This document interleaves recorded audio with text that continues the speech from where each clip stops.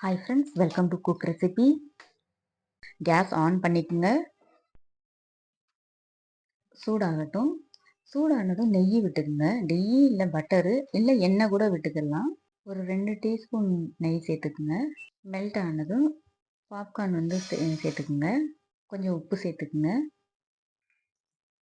நல்லா கொஞ்ச நேரம் வருங்க. லோ ஃப்ளேம்லேயே வருங்க. சூடானதும் தான் அது வெடிக்க ஆரம்பிக்கும்.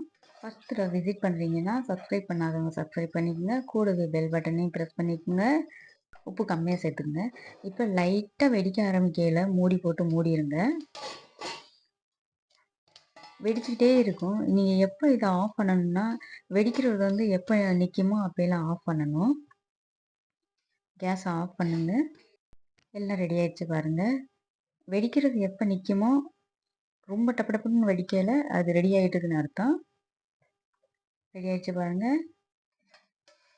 ஒரு ஈஸியான ஸ்நாக்ஸ். நீங்கள் காஞ்ச கார்ன் மட்டும் வாங்கி வச்சுக்கோங்க.